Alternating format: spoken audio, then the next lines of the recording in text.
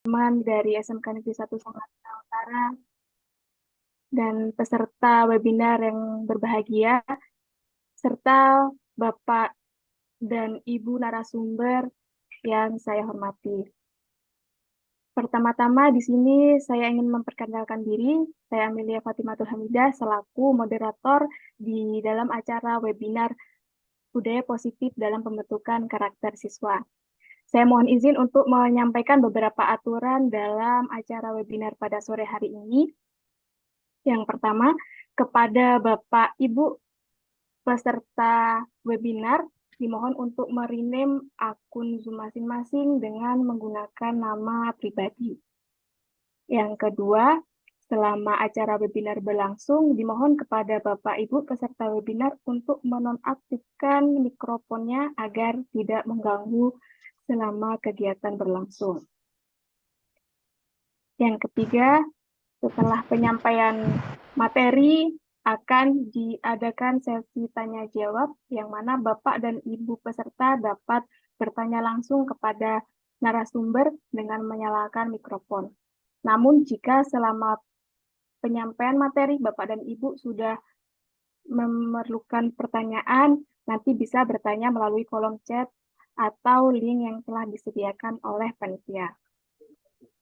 Baik, sebelum acara dimulai, alangkah baiknya kita mengawali dengan pembacaan Bismillah. Bismillahirrahmanirrahim. Untuk susunan acara pada sore hari ini, acara webinar Budaya Positif dalam Pembentukan Karakter Siswa. Sebelumnya saya mau memperkenalkan narasumber kita di acara webinar ini. Yang pertama ada Bapak Zulkifli Siregar, ST, selaku Guru Penggerak Angkatan 9. Selamat sore Pak Zul. Selamat sore, Bu Ani. Baik, yang kedua ada narasumber kita pada sore hari ini, Ibu Filmi Panita dari YPPSB, Bu ya. Selamat sore, Ibu. Baik, yang pertama-tama kita akan mendengarkan sambutan terlebih dahulu dari Bapak Kepala SMK Negeri 1 Sangatta Utara kepada Bapak Abu Bakar. Waktu dan tempat dipersilahkan. Terima kasih Ibu Amil. Assalamualaikum warahmatullahi wabarakatuh. Waalaikumsalam. Yang saya hormati narasumber kita pada sore hari ini, Bapak Zulkifli Siregar dan Ibu Filmi Panita. Alhamdulillah ini kolaborasi awal yang baik dari SMK Negeri 1 Sangatta Utara dengan SD PPSB, Mbak Filmi, atau SMP? SD, Pak. Ya, SD PPSB. Yang saya hormati rekan-rekan Dewan Guru yang pada sore hari ini berkesempatan mengikuti webinar kita. Alhamdulillahirrabbilalamin, wassalatu wassalamu ala asyrafil anbiya'i wal mursalin wa ala alihi washabihin ajmain amma ba'du. Jadi tema kita pada sore hari ini adalah tentang budaya positif. Nah, budaya positif ini bagaimana kita bisa mewujudkan nilai-nilai atau keyakinan yang baik yang nantinya bisa menentukan atau membentuk karakter siswa. Itu inti tema pembahasan kita kali ini. Nah, budaya positif itu bisa ditumbuhkan tentu dengan usaha, bukan semudah membalikkan telapak tangan. Ada fenomena yang menarik, khususnya masyarakat kita di Indonesia. Contoh kecil adalah kebiasaan membuang sampah tidak pada tempatnya, sulitnya budaya antri. Itu menjadi PR kita sebagai guru untuk nantinya melahirkan masyarakat Indonesia. Mungkin bisa kita tinjau lagi apa yang harus kita perbaiki di dalam melaksanakan pembimbingan, pembelajaran, dan membimbing siswa dalam membentukkan karakter. Nah, tentu kita sudah melakukan beberapa upaya, tetapi terkadang upaya-upaya itu tidak bisa, hasilnya nggak bisa bertahan lama. Nah, tidak bisa bertahan lama. Contoh kecil, mungkin kita bisa menggali lagi, menelaah lagi bagaimana jika melihat anak melakukan sesuatu yang tidak pantas, langsung kita bisa menjustis, menghukum mereka. Tapi di satu sisi sebaliknya juga terkadang ada anak-anak yang bisa memiliki prestasi yang luar biasa, misalnya menang dalam lomba atau kejuaraan, langsung kita berikan reward. Kira-kira dampaknya ke depan itu seperti apa? Apakah itu nanti bisa berbentuk karakternya lebih kuat dan bertahan lama, atau hanya sementara. Nah, ini yang menjadi topik diskusi kita pada hari ini. Nah, jadi mari kita bedah bersama apa yang bisa kita lakukan sehingga karakter anak-anak kita, khususnya siswa SMK Negeri 1 Sangatta Utara itu bisa berwujud dengan kuat dan bisa bertahan lama. Karena kenapa? Pembentukan karakter itu bukan hanya sebagai mimpi yang indah. Ya, jadi sekali lagi pembentukan karakter itu bukan hanya sebagai mimpi yang indah, tapi bisa terwujud, bisa kita wujudkan, dan tentunya harus melalui tahapan-tahapan sebagai pembiasaan-pembiasaan yang tentu juga menjadi budaya. Ya, jadi kalau budaya sudah menjadi pembiasaan, itu menjadi karakter. Tentu akan hal itu lebih rincinya nanti lebih detail lagi akan kita diskusikan. Mumpung kita ada narasumber Pak Sul dan Ilmi. Mungkin saya tidak bisa berpanjang lebar. Bu Ami, silakan dipantau. Saya insya Allah akan memonitor sampai dengan selesai. Demikian, silakan kita diskusi. Wabillahi taufiq wal hidayah. Assalamualaikum warahmatullahi taala wabarakatuh. Waalaikumsalam warahmatullahi wabarakatuh. Terima kasih Bapak Abu Bakar atas sambutan yang diberikan. Baik, Ya.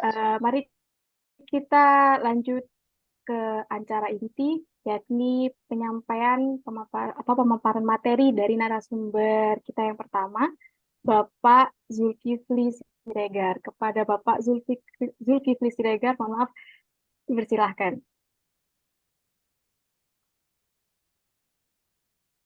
Baik, terima kasih Bu Ami dan Pak Abu. Mohon izin saya share screen dulu.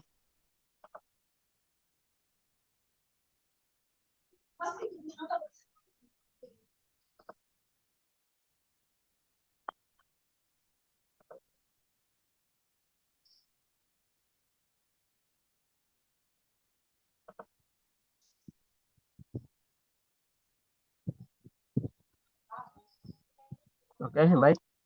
Apakah suara saya terdengar jelas, Bu Ami, teman-teman sekalian? Terdengar jelas, Pak. Ya. Bismillahirrahmanirrahim.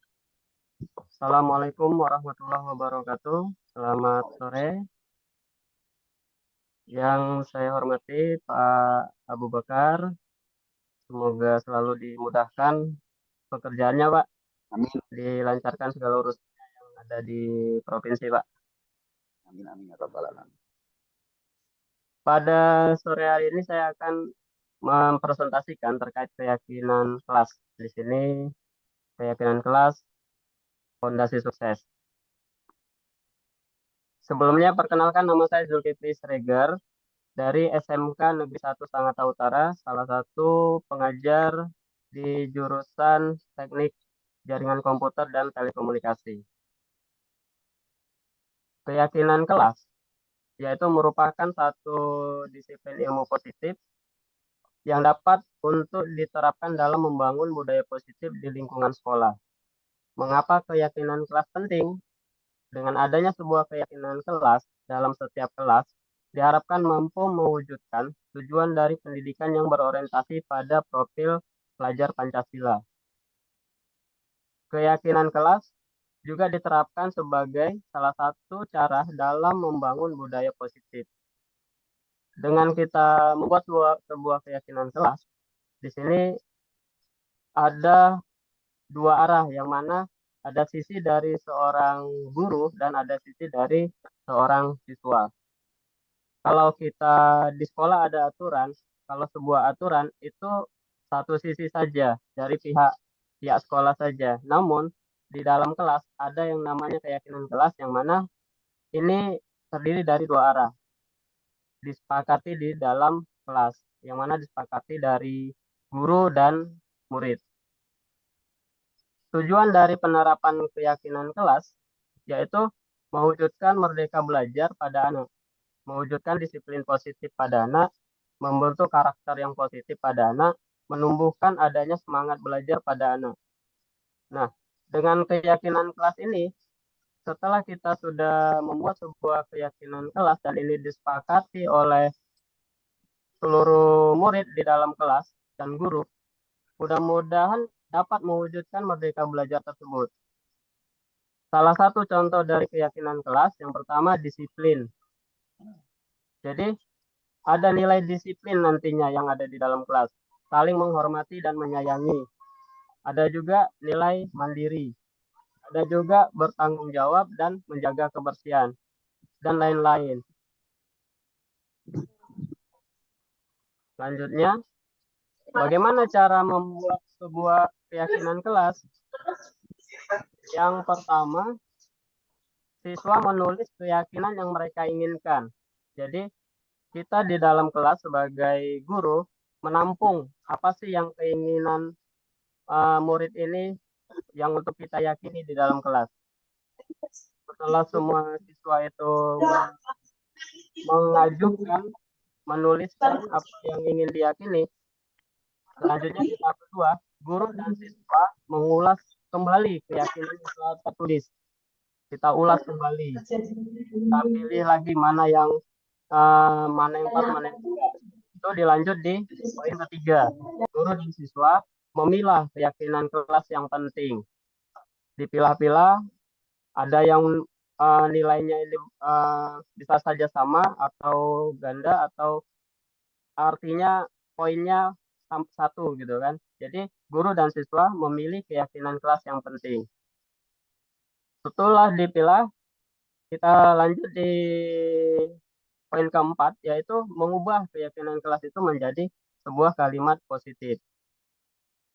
Dan selanjutnya mengecek dan menyepakati keyakinan kelas. Nah, keyakinan kelas yang sudah dibuat, inilah yang menjadi keyakinan di dalam kelas tersebut dan sudah disepakati oleh seluruh murid di dalam kelas. Tolak ukur keberhasilan keyakinan kelas yang pertama, prestasi akademik. Jadi, akan muncul prestasi-prestasi akademik, yang mana dengan keyakinan kelas yang dia tuliskan, di dalam kelas itu murid ini akan berusaha menerapkan apa yang mereka sudah yakini. Itu kalau ukurnya nanti ada dampaknya di prestasi akademik mereka. Yang kedua, motivasi belajar. Dengan adanya keyakinan kelas dan ini berhasil kita terapkan, mudah-mudahan diharapkan ya motivasi belajar mereka muncul, motivasi belajar yang tumbuh dari motivasi internalnya dia. Yang ketiga, partisipasi dalam kegiatan pendidikan. Dengan adanya keyakinan kelas, diharapkan ini nanti murid di dalam belajar itu lebih mudah. Dalam arti dia sudah yakini, oh ini yang kita yakini, ini rule-nya, ini yang sudah kita tulis. Nah, jadi mereka partisipasi di dalam kegiatan itu lebih aktif lagi. Yang selanjutnya, tolak ukurnya adalah pengembangan keterampilan pribadi. Jadi ada nilai kemandirian nantinya. Di dalam motivasi diri mereka ada nilai kemandirian. Nilai kemandirian ini siswa atau murid akan mempelajari lagi setelah dari sekolah, dia tertarik, dia termotivasi, ada pengembangan keterampilan di dalam pribadinya. Yang selanjutnya, resilience, ketahanan. Ketahanan dalam arti di dalam belajar, di dalam kelas, pastinya ada hambatan-hambatan yang dihadapinya. Apakah nanti malas, apakah nanti bosan, apakah nanti ada tekanan-tekanan dari mata pelajarannya, di situ murid akan memiliki ketahanan. Maksudnya tidak mudah galau, tidak mudah putus asa seperti itu. Jadi dia memiliki ketahanan karena motivasi-motivasi di dalam yang di yang mereka sudah yakini dan terbentuk pada dirinya, dia akan memperkuat, oh saya harus lebih berusaha lagi. Yang selanjutnya, kesejahteraan emosional. Bisa menambah kesejahteraan emosional ini artinya lebih berpikir positif, tidak mudah merasa tertekan, tidak mudah merasa minder, dan lain sebagainya. Selanjutnya yang ketujuh, sikap positif terhadap pendidikan. Jadi ketika ada kegiatan-kegiatan pendidikan, ataupun itu tugas, ataupun itu pelajaran-pelajaran yang mereka anggap, oh ini nanti di dunia kerja nggak dipakai, itu hilang. Jadi mereka memiliki sikap positif terhadap ini yang kita pelajari, nilai positifnya apa gitu kan. Misalnya nih, matematika, anak itu selalu tanya, nanti saya kerja nggak ditanya nih matematika. Ternyata bukan hanya gitu konsepnya. Ternyata belajar matematika bukan soal angka. Bagaimana kita, dengan metode matematika, si murid ini dapat menyelesaikan masalah-masalah dalam dirinya. Karena di dalam matematika, di situ diajarkan bagaimana menyelesaikan masalah-masalah. 5 kali 5 sama dengan 10. Oh, di lapangan nanti nggak ditanya seperti itu. Selanjutnya, tolak ukur keberhasilan dari keyakinan kelas, feedback diri. Dibiasakan dari diri kita dan murid selalu refleksi diri. Refleksi diri. Oh, saya melakukan ini, refleksi. Oh, sebelumnya kayak apa? Dia selalu berrefleksi diri. Dengan adanya refleksi diri, di situ juga akan dapat mengembangkan motivasi belajar mereka. Adakah dampak dari penerapan aksi nyata keyakinan kelas? Dampaknya jelas banyak.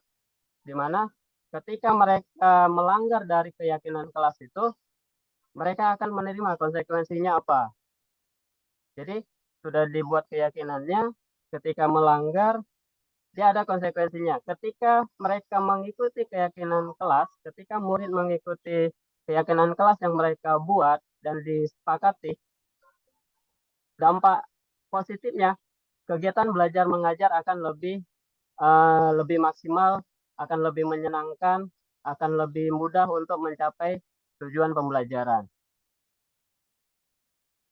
Bagaimana mengatasi anak-anak yang nantinya bermasalah, baik itu di dalam pembelajaran, baik itu nanti di dalam pengumpulan tugas, dan lain-lain. Ada yang namanya restitusi. Apa sih restitusi itu? Restitusi, proses menciptakan kondisi bagi murid untuk memperbaiki kesalahan mereka, sehingga mereka bisa kembali pada kelompok mereka dengan karakter yang lebih kuat. Ini dikutip dari Gosen tahun 2004. Segitiga restitusi membantu murid menjadi lebih memiliki tujuan positif dan memulihkan dirinya setelah berbuat salah. Melalui pendekatan restitusi, ketika murid berbuat salah, guru akan menanggapi dengan mengajak murid berefleksi Enggak kan lihat video mereka aja. tentang apa yang dapat mereka lakukan untuk memperbaiki kesalahan mereka sehingga mereka menjadi pribadi yang lebih baik dan menghargai dirinya. Bagaimana langkah-langkah restitusi? Yang pertama, menstabilkan identitas. Yang kedua, validasi tindakan yang salah. Yang ketiga, menanyakan keyakinan. Restitusi ini bukan untuk menebus kesalahan, namun untuk belajar dari kesalahan. Tujuannya untuk memperbaiki hubungan. Mungkin itu sebagian yang bisa saya presentasikan. Lebih dan kurangnya saya mohon maaf. Saya kembalikan ke moderator. Saya ucapkan terima kasih. Assalamualaikum warahmatullahi wabarakatuh. Waalaikumsalam warahmatullahi wabarakatuh. Terima kasih Pak Zulkifli Siregar atas pemaparan yang disampaikan. Baik, kita lanjut ke narasumber yang kedua, Ibu Filmi Panita. Kepada Ibu Filmi Panita, kami persilahkan.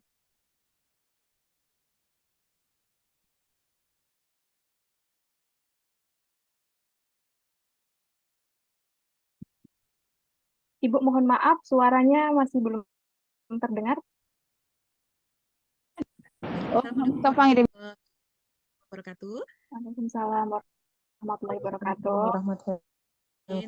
Terima kasih kepada Bapak Kepala Sekolah, Bapak Abu Bakar yang sudah memberi kesempatan kepada saya dan Pak Zulkifli untuk mempresentasikan tentang budaya positif pada sore hari ini, dan juga kepada Mbak Amil.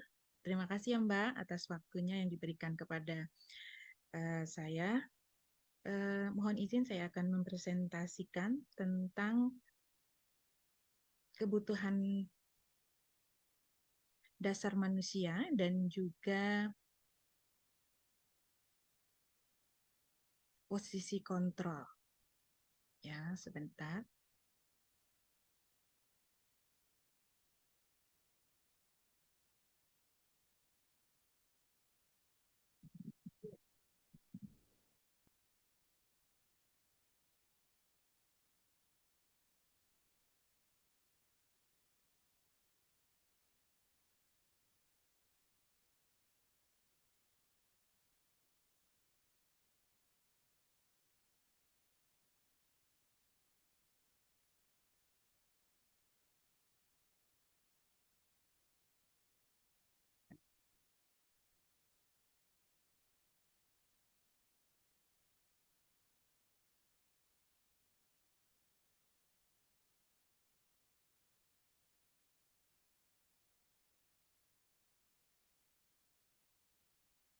Sepertinya terkendala ini sebentar ya, Bapak Ibu.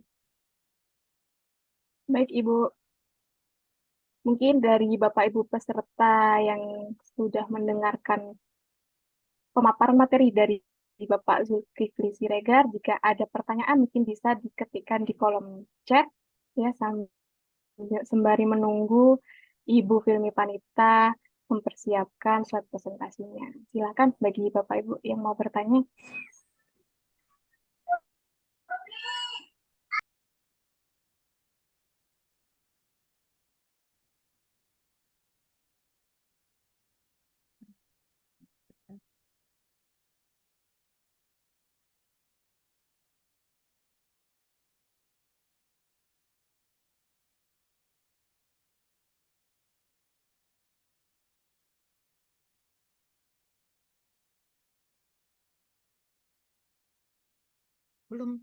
Belum juga ya, Bu, sebentar. Kenapa ini?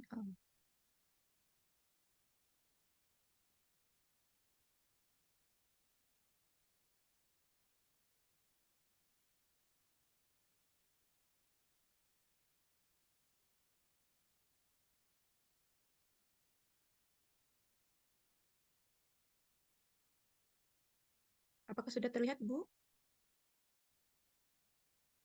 Mbak Emil? Masih belum, Bu. Masih belum terlihat slide-nya.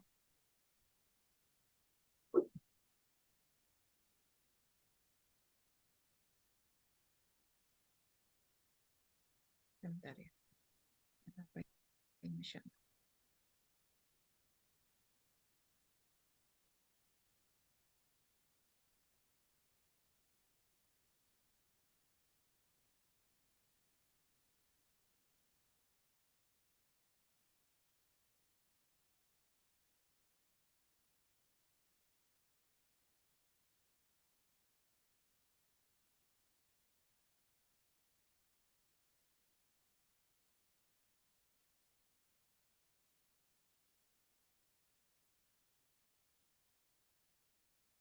Sudah, Ibu?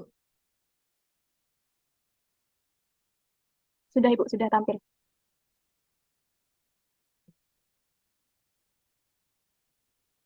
Baik. Ya, sudah terlihat. Mohon izin, saya Assalamualaikum warahmatullahi wabarakatuh. Salam damai sejahtera, Om Swastiastu, Namo Buddhaya, salam kebajikan, untuk kita semua di ruang virtual ini. Ada peribahasa, tak kenal maka tak sayang. Izinkan saya memperkenalkan diri terlebih dahulu agar mungkin nanti Bapak Ibu bertemu dengan saya dimanapun berada, kita bisa saling bertegur sapa. Nama saya Filmini Tarini, ya. Mungkin Filmini Tarini, saya lahir di Natar, Lampung Selatan, 16 Juni 1975, bekerja di SDY PPSB 2 Sangatta Utara. Pengalaman saya mengajar, pernah menjadi kepala sekolah PAUD, kemudian kepala sekolah TPA, guru agama Islam dari tahun 2012 sampai sekarang, dan juga wakil kepala sekolah 2015 sampai sekarang. Nah, pada kesempatan kali ini, saya akan sharing tentang 5 kebutuhan dasar manusia dan nantinya teori kontrol. Bapak Ibu, kebutuhan dasar manusia, yaitu anak-anak kita dan kita semua, tentunya yang pertama yaitu bertahan hidup. Ya, ada kasih sayang dan rasa diterima, penguasaan, dan juga kebebasan, kesenangan. Jadi ketika anak-anak didik kita di sekolah, mereka melanggar ataupun tidak sesuai dengan keyakinan yang disepakati bersama, bisa kita lihat dari ada kebutuhan dasarnya yang tidak terpenuhi di rumah, di sekolah, maupun di lingkungannya. Jadi yang pertama kita bahas tentang kasih sayang dan rasa diterima. Kebutuhan akan kasih sayang atau diterima ini meliputi kebutuhan seperti hubungan dan koneksi sosial anak, memberi dan menerima kasih sayang, dan bagian dari kelompok. Jadi anak-anak yang memiliki kebutuhan dasar kasih sayang dan rasa diterima yang tinggi biasanya ingin disukai oleh teman-temannya dan lingkungannya. Mereka juga akrab dengan orang tuanya. Biasanya mereka ini belajar karena suka pada gurunya. Jadi ketika anak suka dengan guru, pelajarannya pun akan mereka sukai. Sehingga kita sebagai guru berusaha untuk menjadi guru yang disukai dirindukan oleh murid-murid kita, agar mereka sesuai dengan harapan kita, yaitu keyakinan yang kesepakatan di kelas itu mereka akan penuhi. Nah, jika misalnya ada anak didik di murid kita, ya Bapak Ibu guru di kelas itu mungkin berbuat ulah, kemudian bersama temannya, kemudian temannya mengadukan kepada kita sebagai pendidik, dia senang karena merasa diperhatikan. Kemudian yang kedua yaitu kebutuhan atau bertahan hidup. Nah, kebutuhan bertahan hidup ini bersifat fisiologis. Untuk bertahan hidup misalnya ya ada kesehatan, ya meliputi kebutuhan akan rasa aman. Nah, misalnya kalau di sekolah Bapak Ibu, ketika anak murid kita mungkin uring-uringan, kenapa? Ternyata tidak dibawakan bekal atau uang bekalnya kurang, sehingga dia merasa kelaparan. Nah, itu lapar adalah sesuatu untuk mempertahankan hidupnya, yaitu dengan makan atau bekalnya. Jadi kita juga sebagai orang tua harus memperhatikan. Kemudian penguasaan atas pengakuan atas kemampuan. Kebutuhan ini berhubungan dengan kekuatan untuk mencapai sesuatu. Jadi anak-anak itu yang memiliki kebutuhan akan penguasaan yang tinggi biasanya selalu ingin jadi pemimpin. Jika kita lihat sebagai guru, anak di kelas itu selalu ingin jadi pemimpin, ingin jadi ketua kelas atau ketua kelompok. Nah, ini dia itu bangga. Jadi apabila dia tidak menjadi pemimpin, dia akan merasa kecewa. Nah, ini adalah salah satu kebutuhan dasar dari anak, yaitu penguasaan. Kemudian kebebasan. Kebebasan ini adalah kebutuhan mandiri, kebebas memilih pilihannya sendiri. Mereka misalnya anak-anak suka bergerak atau metode belajarnya ada yang mungkin dengan menonton video ataupun dengan metode demonstrasi atau kelompok. Nah, anak-anak itu bebas memilih apa yang disukai. Nah, jadi ketika anak mungkin juga diberi dengan ceramah saja dia bosan. Jadi anak memiliki hak untuk diberikan dengan metode-metode pembelajaran yang lebih menarik, misalnya dengan menonton video ataupun dengan menyanyi atau dengan gerakan-gerakan yang mereka sukai, yang mereka senangi. Nah, kesenangan juga misalnya kebutuhan bermain. Anak-anak kalau kurang bermain tentu merasa jenuh, cepat jenuh. Jadi kalau ada anak yang, kalau biasanya sih di SD itu 10 menit aja, apalagi kelas 1, kelas 2. Jika sudah kelamaan di kelas atau gurunya monoton hanya memberi ceramah saja, anak ini akan bosan, boring, ya, sehingga merasa kebutuhan untuk kesenangannya ini tidak terpenuhi. Nah, kemudian itulah tadi dari kebebasan, kesenangan, kebutuhan dasar manusia, rasa kasih sayang. Ini mendasari anak-anak didik kita di sekolah itu kadang berulah.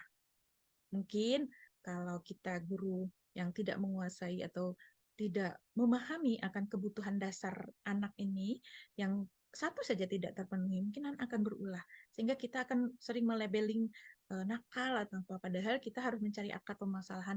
Kenapa anak tersebut uring-uringan di kelas? Mengapa anak tersebut misalnya mengusili temannya, ngisengi temannya? Nah, kita mencari tahu sebagai guru, nah itu dengan teori kontrol. Jadi teori kontrolnya ada beberapa teori kontrol yang kebutuhan dasar manusia. Nah, setelah kita mengetahui dari 5 dasar dari kebutuhan manusia yang harus dipenuhi atau kebutuhan anak yang memang harus kita penuhi sebagai guru, nah kita bisa memposisikan diri bagaimana menjadi kontrolnya. Nah, 5 posisi kontrol ini yang mungkin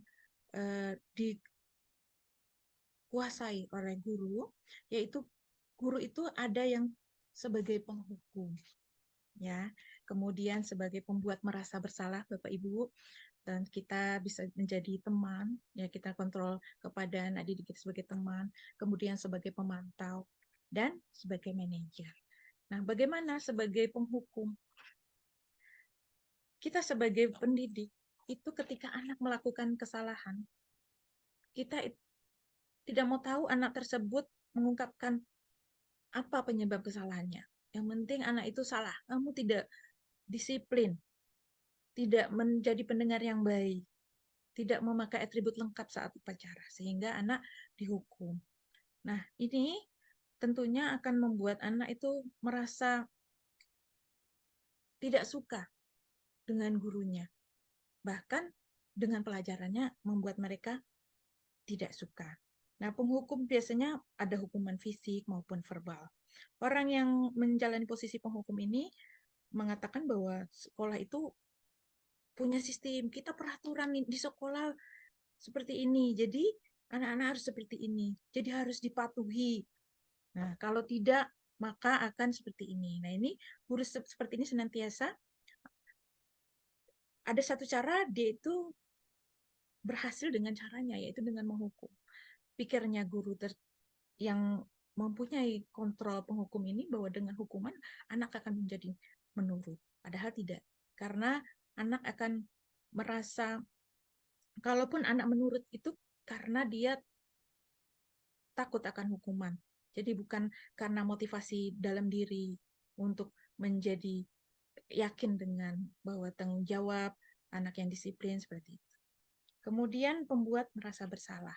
Nah, kontrol ini sebagai guru, ini biasanya guru ini bersuara itu lembut, membuat rasa anak bersalah. Misalnya, berapa kali Bapak Ibu harus memberitahu kamu, nak, bahwa setiap upacara harus memakai dasi atau topi atau memakai atribut lengkap saat Ya, Bos. upacara, misalnya, atau menjadi pendengar yang baik di kelas. Nama lengkap? Kemudian selalu membuat anak merasa bersalah dan tidak ada harga dirinya. Nah, yang selanjutnya yaitu sebagai teman. ya, kontrol guru atau manusia sebagai teman, yaitu guru ini tidak akan menyakiti muridnya. Dia seperti teman. Misalnya, ayo bantulah ibu, kamu bisa kok. Misalnya setiap hari Senin selalu memakai dasi, memakai topi, sehingga tidak dihukum. Ya, jadi ini sebagai teman lah. Nah, kemudian yang keempat sebagai pemantau. Nah, pemantau itu pengawas. Jadi pada saat mengawas ini seorang guru itu bertanggung jawab atas perilaku yang diawasi seperti murid-murid kita. Nah, posisi pemantau ini berdasarkan pada peraturan. Jadi peraturan ini misalnya, Nak kan sudah tahu kalau tidak memakai dasi atau topi saat upacara, itu berbarisnya di sebelah kanan menghadap matahari. Nah, ini atau dengan catatan bahwa ini Ananda sudah melakukan kesalahan sudah 2 kali ini, sudah 2 kali Senin tidak tertib saat upacara. Nah, kemudian posisi manajer. Manajer adalah posisi di mana guru berbuat sesuatu bersama dengan murid. Murid itu didorong untuk mempertanggungjawabkan perilakunya atau memperbaiki segitiga restitusi tadi yang sudah disampaikan oleh Pak Zulkifli, bahwa seorang guru yang memiliki posisi kontrol manager itu memiliki keterampilan sebagai pemantau, sebagai teman, ya. Jadi tidak pernah menyalahkan murid, tetapi mencari solusi sehingga murid akan kembali pada keyakinannya bahwa harus bertanggung jawab, dan itu nanti ketika kembali ke kelompoknya akan semakin kuat. Jadi di antara posisi kontrol ini yang terbaik yang harus kita miliki yaitu posisi manajer atau bisa sebagai teman, pemantau. Itu setidaknya yang harus dipunyai atau dimiliki kita sebagai guru. Mungkin itu saja yang bisa saya sampaikan pada kesempatan sore hari ini. Nah, tapi ini ada tambahan lagi. Ketika guru sebagai penghukum, dia itu guru sering menghardik, menunjuk murid, menyakiti sehingga murid akan tersakiti. Nah, membuat rasa bersalah ini bercelama, misalnya, ibu kecewa sekali dengan Muna karena seharusnya kamu bisa menjadi anak yang lebih baik lagi. Jadi murid merasa tidak ada harganya. Kalau sebagai teman, ya membuat misalnya sudah masuk saja, nanti ibu yang akan absen. Nah, kalau pemantau ini menghitung atau peraturan-peraturan apa yang sudah ditaati atau dilanggar dengan anak. Mungkin itu saja yang bisa saya sampaikan pada kesempatan sore hari ini tentang kebutuhan dasar manusia atau anak yang harus kita penuhi, kemudian posisi kontrol bagaimana menghadapi anak sehingga anak itu kembali kepada keyakinannya dan menjadi kebudayaan atau budaya positif yang konsisten dalam kehidupan sehari-hari. Terima kasih. Assalamualaikum warahmatullahi wabarakatuh. Waalaikumsalam warahmatullahi wabarakatuh. Terima kasih banyak Ibu Filmi atas pemaparan materinya mengenai 5 kebutuhan dasar manusia dan teori kontrol. Baik, selanjutnya akan kami buka untuk sesi diskusi dan tanya jawab. Bagi Bapak Ibu guru hebat yang ingin bertanya atau ingin berdiskusi terkait dengan pemaparan materi yang sudah disampaikan oleh Bapak Zulkifli dan Ibu Filmi, dipersilahkan untuk mengaktifkan mikrofonnya dan bertanya di sesi tanya jawab. Silahkan.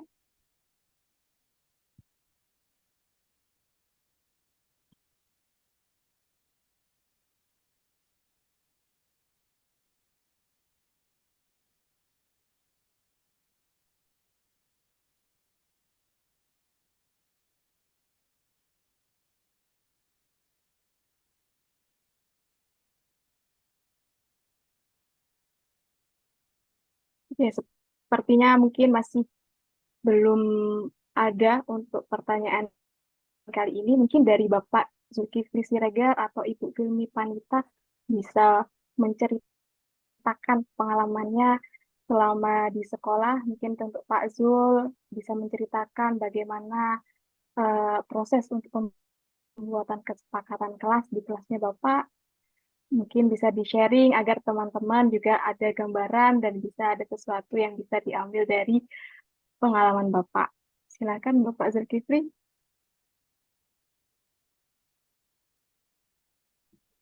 Baik, Ibu, terima kasih. Di sini saya akan menambahkan sedikit terkait hukuman. Yang tadi kan ada yang namanya di sekolah nggak lepas dari yang namanya hukuman. Nah, ada juga yang namanya konsekuensi.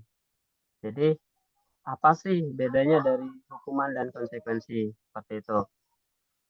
Kalau dia hukuman, hukuman itu tujuan utamanya itu untuk mengurangi dan menghentikan perilaku yang tidak diinginkan atau melanggar aturan. Tujuannya adalah memberikan sanksi negatif pada individu yang melakukan tindakan yang salah. Itu hukuman. Jadi ketika murid melakukan kesalahan diberikan hukuman. Kalau konsekuensi gimana gitu kan? Atau kalau dia konsekuensi hasil dari tindakan atau perilaku tertentu, baik yang diinginkan maupun yang tidak diinginkan. Tujuannya menyediakan tentang dampak dari tindakan tersebut. Salah satu contoh seperti ini. Ketika anak terlambat datang masuk ke sekolah. Nah, itu anak ini disuruh lari keliling lapangan. Apakah ini konsekuensi? Apakah ini hukuman? Kan gitu. Yang jelas kan di sekolah itu ada aturan, ada keyakinan kelas yang mereka miliki. Nah, dari ketika melanggar, apakah anak ini dapatkan hukuman? Apakah mendapatkan konsekuensi? Seperti itu. Yang yang kami pahami, kalau itu yang kita berikan kepada anak terkait apa tindakannya, ketika ada benang merahnya, itu konsekuensi. Ketika anak datang terlambat ke sekolah, namun kita suruh keliling lapangan, ini nggak ada benang merahnya, ini hukuman. Ini maksudnya hukuman. Harusnya kita tanya dulu penyebab dia terlambatnya, kenapa, kenapa hari ini terlambat. Oh, tidur malam, scroll-scroll TikTok. Nah, seperti itu. Mungkin kalau dia konsekuensi, contohnya misalnya, ketika anak di pelajaran PJOK terlambat masuk kelas atau terlambat masuk ke lapangan, disuruh lari keliling 2 kali. Apakah itu kehukuman atau konsekuensi? Seperti itu. Hukuman atau konsekuensi? Itu bisa dikatakan konsekuensi. Kenapa? Lari keliling lapangan 1 kali atau 2 kali, itu ada benang merahnya dengan kegiatan olahraga. Jadi bedanya hukuman dan konsekuensi, apa yang kita berikan ke anak itu ada benang merahnya atau tidak. Ketika nggak ada benang merahnya, itu hukuman. Tapi ketika ada benang merahnya, itu konsekuensi. Anak menumpahkan air di mejanya, terkena buku temannya. Terus beliau disuruh mengganti buku temannya itu. Apakah itu masuk hukuman atau konsekuensi? Itu masuk di konsekuensi. Kenapa? Ada benang merahnya. Dia menumpahkan air kena punya temannya. Jadi kalau kita suruh dia lari lapangan, itu hukuman. Karena nggak ada benang merahnya. Ketika dia mengganti kertas temannya atau buku temannya yang tadi basah, itu konsekuensi. Itu tambahan Bu Ami terkait hukuman dan konsekuensi. Yang mana memang nanti di masing-masing kita harus pahami apa sih hukuman, apa sih konsekuensi. Seperti itu. Kalau hukuman, apakah bisa menumbuhkan motivasi terhadap anak? Bisa menumbuhkan motivasi, tapi sifatnya kecil, motivasi eksternal. Kalau dia kita lakukan restitusi ini untuk menumbuhkan motivasi dalam dirinya, motivasi internalnya, seperti itu. Mungkin seperti itu Bu Ami yang bisa saya tambahkan sedikit. Baik, terima kasih. kasih Pak Zul atas tambahan yang disampaikan. Mungkin dari Ibu Filmi, jika ada bisa sharing-sharing terkait dengan penerapan dari 5 posisi kontrol mungkin di sekolah Ibu, atau mungkin ketika Ibu mengajar, Ibu memposisikan diri seperti apa, mungkin bisa di-sharing Bu, sambil menunggu pertanyaan dari teman-teman. Baik, terima kasih Bapak Ibu guru hebat yang hadir di ruangan virtual ini. Mungkin kita sama-sama pernah menjadi posisi penghukum, ya kan? Tetapi itu dengan beriring waktu kita mengetahui bahwa posisi kontrol yang sejati yang paling bagus itu sebenarnya manajer. Namun kita kan harus banyak belajar. Ya, semua perlu proses. Dari mungkin pengetahuan kita kemarin itu baru sedikit. Nah, sekarang bertambah. Mungkin kita mungkin kemarin kita belum tahu dan belum memahami jika dengan kebutuhan dasar anak ini ada yang tidak terpenuhi, sehingga kita itu mudah marah, mudah emosi. Nah, kita sekarang sudah tahu dan harus mulai lebih cepat, lebih baik ya. Bukan cepat, bukan gabus, lebih cepat, lebih bagus. Nah, sebagai guru, sebagai pendidik, apa yang mungkin kekeliruan kita di masa lalu kita perbaiki. Mungkin saya pribadi pun pernah mengalami karena mungkin ketidaktahuan saya. Nah, ketika saya mengetahui ilmunya, ternyata kalau anak seperti ini harus bagaimana? Kan?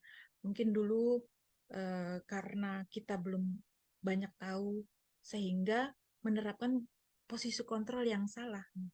Nah, itu yang membuat saya juga merasa bersalah. Tapi kita harus menjadi yang lebih baik, gitu kan. Semakin hari esok harus lebih baik dari sekarang, dan hari sekarang lebih baik, hari besok lebih baik dari sekarang.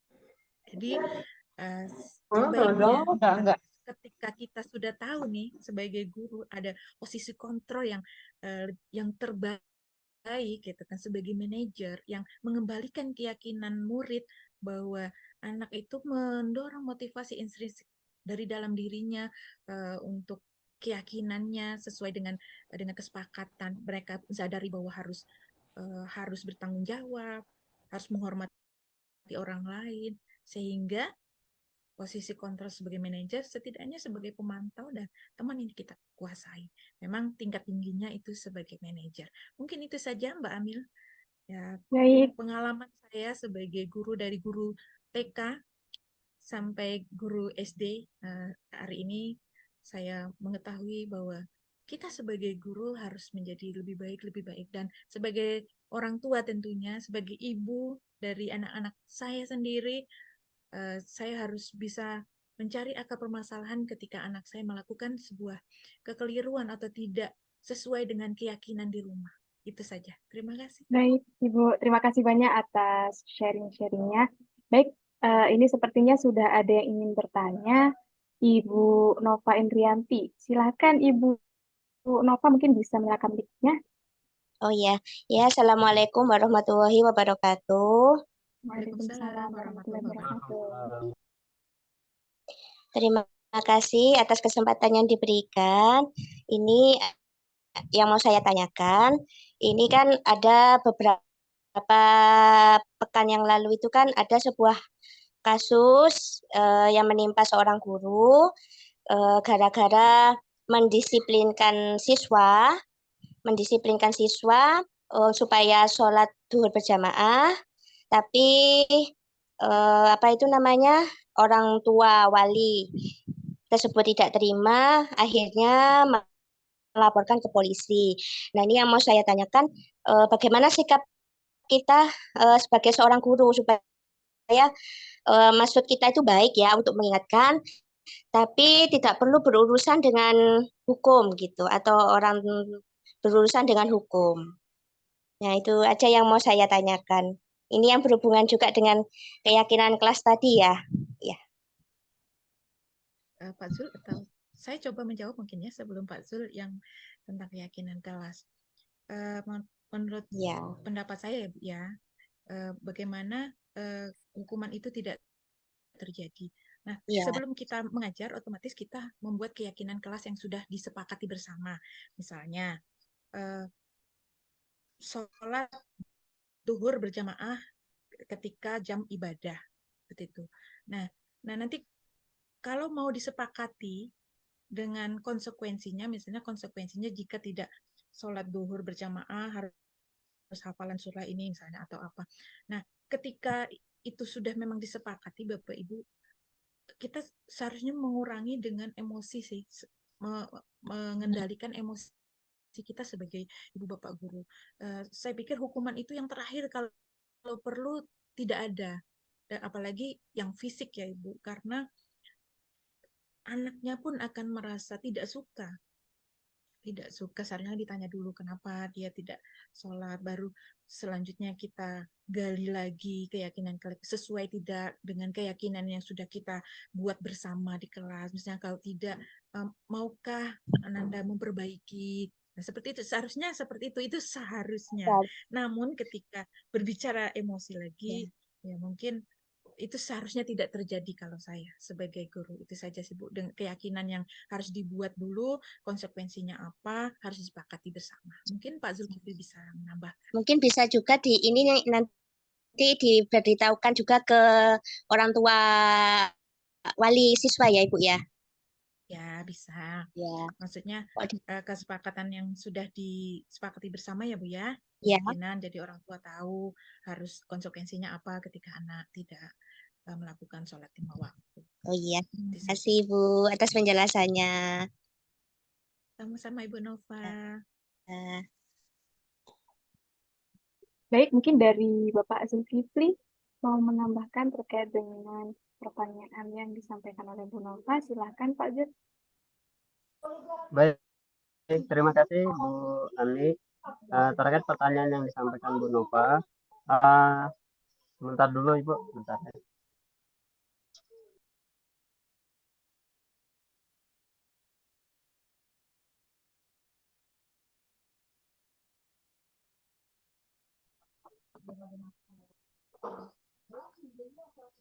Baik Ibu, terima kasih pertanyaan yang sangat luar biasa dari Bu Nova.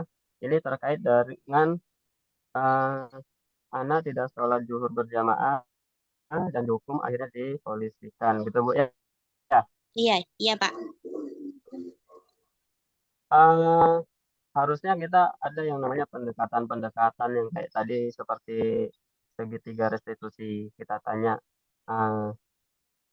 menstabilkan identitasnya. Kenapa dia tidak sholat, apa alasannya, dan lain sebagainya. Ketika kita sebagai guru langsung terbiasa dengan memberikan sebuah hukuman dan hukuman tanpa menanyakan alasannya, tanpa kita tanya, menstabilkan benarkah dia melakukan itu, kita tanya juga dia ini sesuai enggak dengan keyakinan kelas yang kita buat, seperti itu.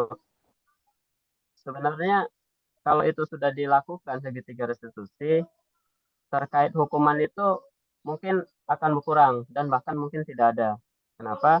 Karena memang kita terbiasa memberikan hukuman supaya anak-anak ini terbiasa untuk sholat zuhur berjamaah misalnya, dengan berlandaskan oh yang penting ini dibiasakan dulu gitu kan, nanti dia akan mengikuti, seperti itu. Ternyata ketika kita melakukan hukuman atau melakukan pemaksaan, ini motivasi ini tidak masuk, tidak melekat dalam dirinya. Ini hanya motivasi sesaat, hanya dia karena takut saja, oh saya melakukan, seperti itu.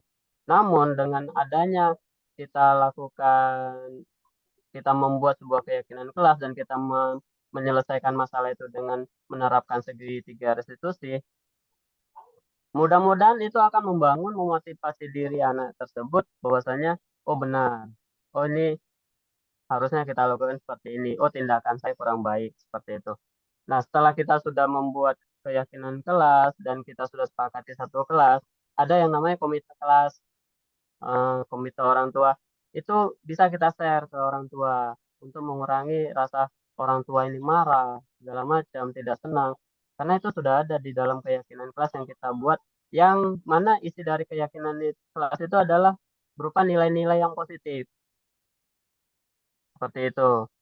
Mungkin seperti itu, Bu Nova. Terima kasih. Iya, Bapak. Terima kasih atas penjelasannya, Pak Jul. Sudah paham. Baik, terima kasih atas jawaban yang diberikan oleh Bu Filmi dan Pak Jul. Ini ada satu pertanyaan lagi, Pak, Bu, dari Bu Hajah. Pertanyaannya, jika konsekuensi berupa hukuman tapi sudah sesuai dengan kesepakatan dengan siswa itu bagaimana, Bapak Ibu? Mungkin dari Bu Filmi atau Pak Zul bisa menjawab pertanyaan dari Bu Hajah. Silakan.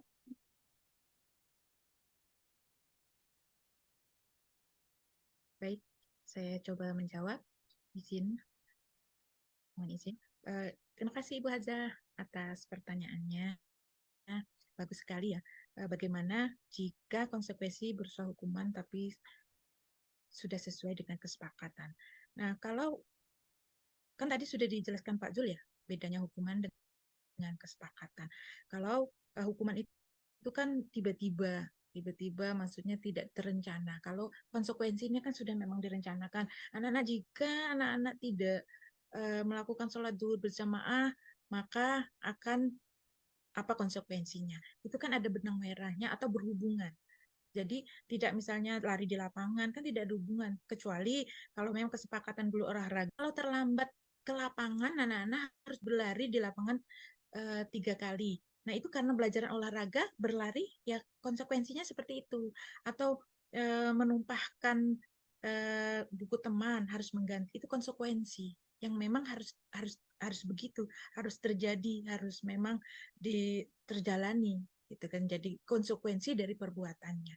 Jadi kalau memang konsekuensi itu memang sesuai dari misalnya kesepakatan atau keyakinan guru olahraga misalnya, kalau anak-anak terlambat masuk ke lapangan saat olahraga, itu berlari 3 kali memutari lapangan. Tapi karena pelajaran olahraga, ya tidak apa-apa karena memang konsekuensinya seperti itu karena saat pelajaran olahraga dan ada benang merahnya di situ. Jadi tidak misalnya karena terlambat harus lari ke lapangan, itu kan tidak ada hubungannya. Mungkin itu saja, Ibu. Pak Zul bisa menambahkan. Baik, terima kasih. Pertanyaan yang bagus dari Bu Aja terkait konsekuensi yang berupa hukuman tapi sudah disepakati. Seperti itu. Nah, konsekuensi yang berupa hukuman sebenarnya nanti kalau bisa kita ubah kembali karena di situ kita pilih lagi mana ini yang berupa hukuman, mana yang berupa konsekuensi seperti itu. Ketika yang kita beri itu berupa hukuman, jelas di situ untuk menimbulkan di dalam diri anak ini sangat kecil karena di situ ada timbul kayak berupa paksaan. Namun ketika di keyakinan kelas itu sudah disepakati di dalam sebuah keyakinan kelas itu ada nilai-nilai yang mana di situ saling menghormati, saling menghargai seperti itu, tidak menjelek-jelekan temannya. Di situ ada nilai menghargai guru, menghargai teman seperti itu. Namun ketika kita membuat keyakinan kelas atau ada yang bilang kesepakatan kelas di dalam guru penggerak, kesepakatan ini di angkatan 1 sampai 5 itu namanya kesepakatan kelas. Namun di angkatan 5 ke bawah sampai 9 itu dirubah menjadi keyakinan kelas. Kenapa dirubah? Karena memang kalau namanya kesepakatan masih ada di situ berupa aturan-aturan, masih ada cenderung ada nilai-nilai ini aturan atau nanti endingnya ketika melanggar ada hukuman seperti itu. Itu nanti bahasan dirubah Bapak Ibu. Kalau kami yang di angkatan 9 kesepakatan kelas itu sekarang namanya keyakinan kelas. Yang mana di dalam keyakinan kelas itu ada nilai-nilai.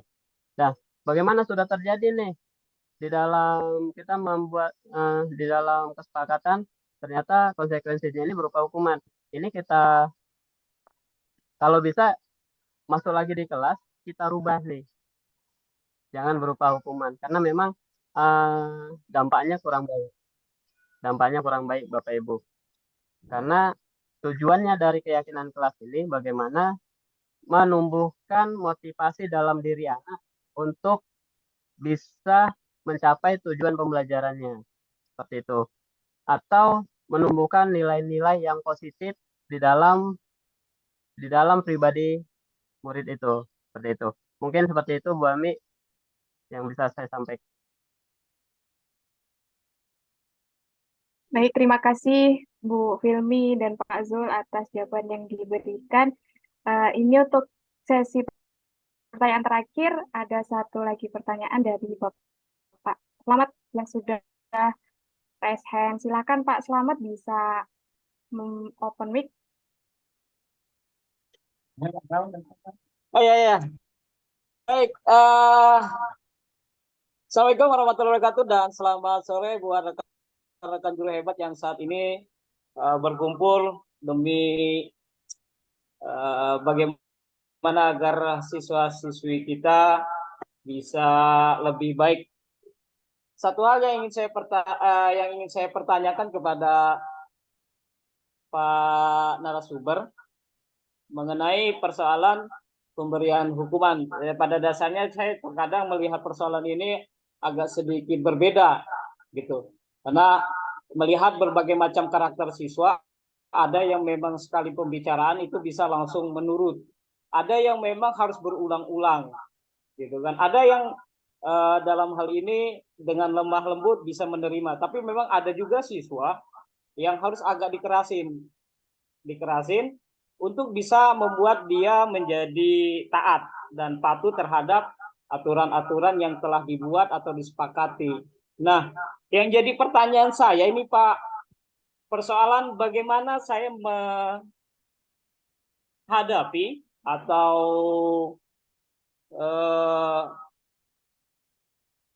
melihat siswa yang sudah berulang-ulang. Artinya memberikan teguran sudah, tetapi masih melakukan hal yang sama.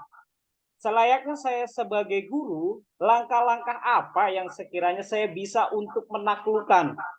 Karena ini sudah kita berikan teguran secara pelan, kemudian agak keras, tapi masih mengulang hal yang sama.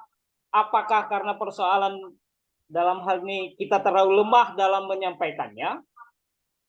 Atau seperti apa? Nah, tolong diberikan pencerahan kepada saya mengenai persoalan terhadap siswa yang berulang-ulang selalu melakukan hal yang sama sehingga dia bisa taat, bisa mengikuti aturan-aturan ataupun kesepakatan, baik itu kesepakatan sekolah, aturan sekolah ataupun kesepakatan yang sudah dibuat bersama.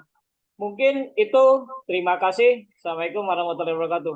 Waalaikumsalam warahmatullahi wabarakatuh. Terima kasih Pak Selamat atas pertanyaan yang diberikan. Dari Ibu Filmi atau Pak Zul, mungkin bisa mencoba untuk menjawab. Silakan. Baik, terima kasih. Sebelumnya mohon maaf Bu Ami, ini wajah saya nggak kelihatan, kayaknya kamera saya rusak, kayaknya saya sudah klik-klik nggak muncul. Jadi baik Pak. backgroundnya aja yang Baik. begini, ada kalau kita di jalan raya ada aturan yang namanya berkendaraan yang aman gitu ya. Ibaratnya menggunakan helm di jalan raya. Itu sebuah aturan yang mana ketika nggak memakai ada dua mindset. Yang pertama, saya mau pakai karena takut ditilang, itu satu. Yang kedua, saya mau pakai helm karena saya sadar bahwasanya di dalam diri saya sudah tertanam nih kesadaran diri, motivasi diri. Saya menggunakan helm bukan hanya karena takut ditilang atau ditangkap polisi, tapi karena memang untuk keselamatan. Itu satu. Nah, mindset ini berkembang di masyarakat. Banyak yang masih mindset karena ada polisi pakai helmnya. Ketika dia berkendara, nggak ada polisi, dia nggak pakai helm.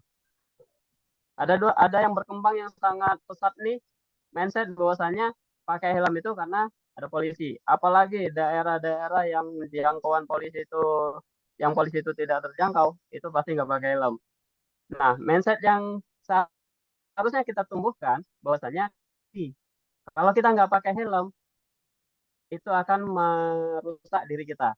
Sama seperti ketika anak masuk di sekolah dan dia sudah menyepakati keyakinan kelas yang sudah dibuat, ketika beliau melanggar atau murid ini melanggar, dampaknya ke dirinya apa? Terus dampaknya bagi temannya apa?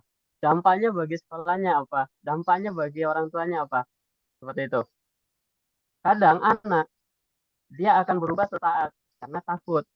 Itu tadi, karena dia takut. Belum tumbuh di dalam dirinya itu kesadaran. Belum ada satu yang menyentuh bahwasanya ini harus belum menyentuh ke dalam dirinya bahwasanya dia termotivasi dirinya. Oh, ini memang yang saya lakukan salah. Jadi, cara penanganannya gimana supaya tidak berulang-ulang? Kita pahami kembali, kita sama-sama belajar bagaimana pendekatan diri kita terhadap anak. Itu tadi, kita kita nggak menjudge anak, kamu melakukan kesalahan, enggak. Misalnya, anak-anak tidak mengumpulkan tugas, terus kita tanya, kenapa kamu tidak mengumpulkan tugas? Terus dia jawab, saya tadi malam begadang Pak, main HP, main game. Kita nggak bisa bilang, oh itu salah, atau gimana. Nggak bisa. Kita bilang, oh Bapak juga mungkin begadang kalau asik main game. Akhirnya apa yang terganggu? Saya bangun kesiangan. Untuk supaya nggak bangun kesiangan, mungkin tidurnya di jam 10 atau kurangi main gamenya, kurangi main HP-nya. Ketika dia tidak mengurangi itu, dampaknya apa nanti? Akan kesiangan, akan terlambat, dan lain sebagainya. Jadi, kita lakukan yang namanya restitusi, kita tanya anaknya, tanpa ada rasa menakut-nakuti anak, tanpa ada membuat dia rasa bersalah, tanpa ada memojokkan, seperti itu. Kalau kita memberikan sebuah hukuman kepada anak dan dia terpojokkan dan lain sebagainya, mungkin di depan kita dia akan baik. Namun di guru lain dia tidak baik. Atau di guru yang satunya dia hormat karena dia merasa takut. Di guru satunya dia cuek. Seperti itu. Kenapa? Karena nggak tumbuh tidak tumbuh di dalam dirinya bahwasanya saya harus berubah. Dia kurang motivasi dirinya. Hukuman memang ketika kita beranggapan dulu ya, hukuman memang dapat membentuk karakter siswa, tapi porsinya sedikit, Bapak Ibu. Hukuman itu sebuah motivasi eksternal yang bisa masuk ke dalam diri, tapi porsinya sedikit, sangat kecil. Yang besar apa? Bagaimana dia sadar bahwasanya nilai ini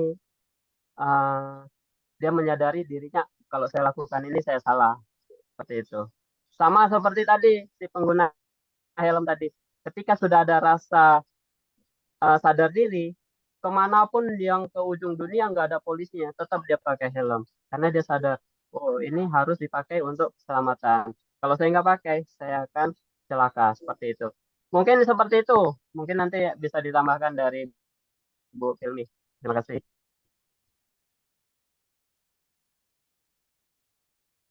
Baik, terima kasih Pak Jul atas jawaban yang diberikan.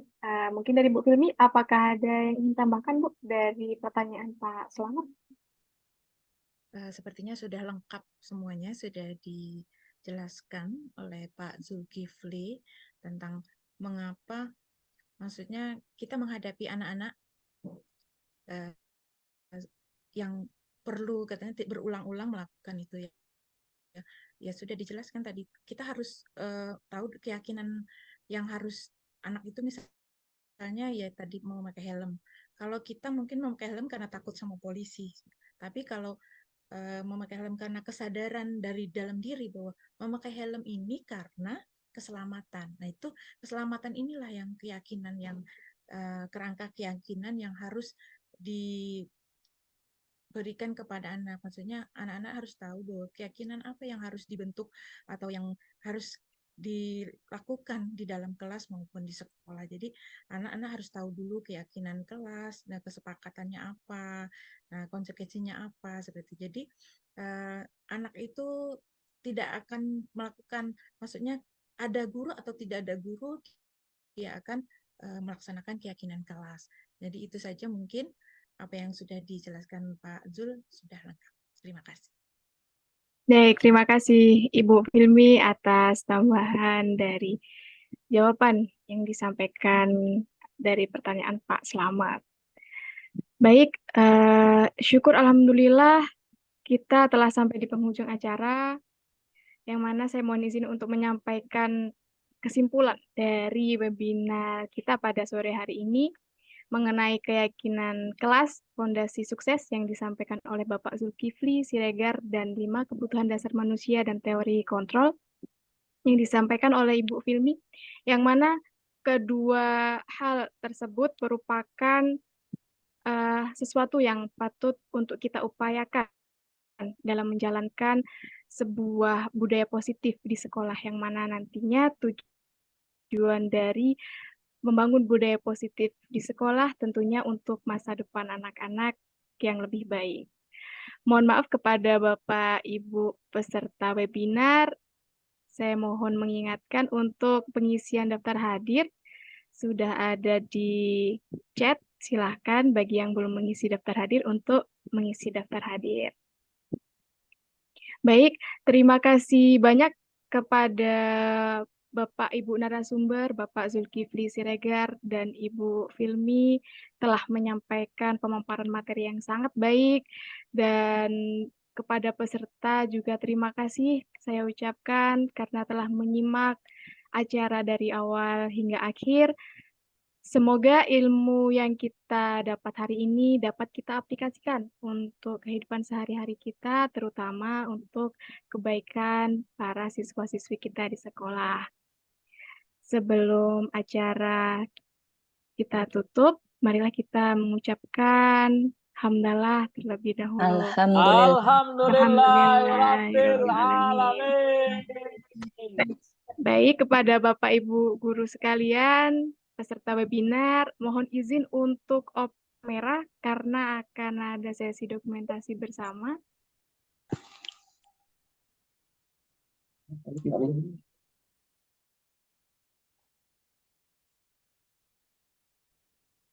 Baru dikuna foto dulu kah? Iya, foto dulu, Pak. Foto dulu. Hah? Baik, sudah siap Bapak Ibu? Oh, iya. Oke. 1, 2, 3. Oke, bisa gaya jempol mungkin Bapak Ibu. Yang boleh, Pak. Oh, 5 boleh. 5 tandanya apa, Bu? 5. Oke. 1, 2, 3. Oke. Baik. Terima kasih kepada Bapak Ibu semua atas partisipasinya, kepada Ibu narasumber, Ibu Filmi dan Bapak Zulkifli Siregar. Terima kasih banyak atas pemaparan materinya. Di sini saya sebagai moderator mohon maaf sebesar-besarnya jika ada kesalahan kata dan perbuatan yang saya sampaikan. Sehat-sehat selalu. Semoga di lain kesempatan kita dapat berdiskusi lagi. Itu sendiri dia. Baik. Iya. Terima kasih Bapak Ibu bisa meninggalkan ruangan. Terima kasih Bapak Ibu guru hebat semuanya. Baik. Sudah, Ya, sama-sama. terima kasih Pak Bu Ami, Pak Zulkifli Siregar, dan Bu Filmi. Nanti rekamannya akan saya upload di Drive ya. Nanti silakan diambil dan di-upload di PMM-nya. Terima kasih Pak. Bersama, baik Ibu. Saya tutup, Bapak Ibu, terima kasih. 3, 2, 1.